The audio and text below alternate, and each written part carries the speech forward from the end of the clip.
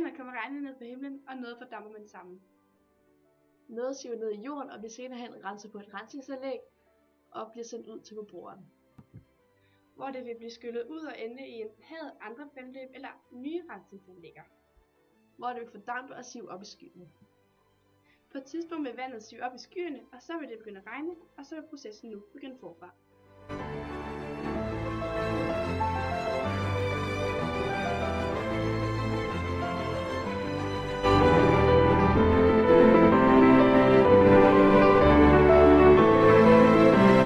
Hej, i dag skal vi snakke lidt om rensningsanlægger i Danmark, og med mig har jeg simpelthen Nicoline fra 8. A til at fortælle os lidt om rensningsanlægger i Danmark.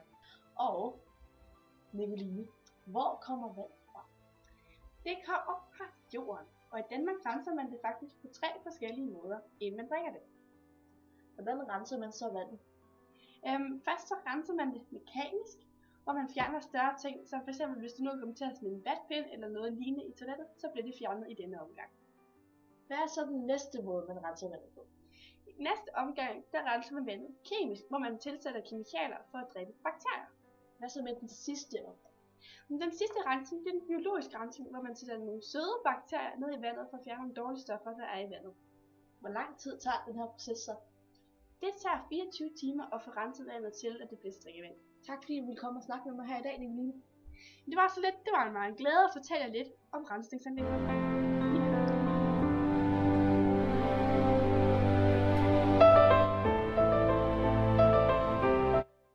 Pris per M3 regner man ud ved at tage en kasse, der er 1 meter x 1 meter x 1 meter, og så fylder man vand i den, og så har du 1 M3. Og så prisen afhænger af, hvor mange M3 vand du så har. Du betaler ca. 52 kroner for koldt vand per M3.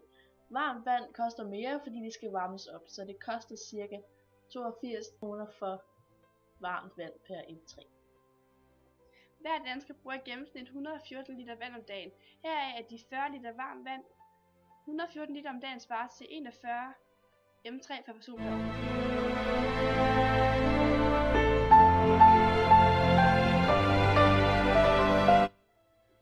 Dansk drikkevand kommer næsten alt sammen fra vores grundvand. Vi bor bogstaveligt talt oven på vores drikkevand. Det vand vi henter op og bruger til drikkevand er i gennemsnit 35 til 50 år gammel.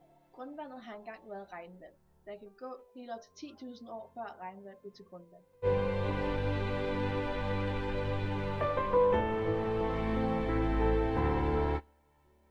Nå, det var det. Og jeg håber, I lærte noget.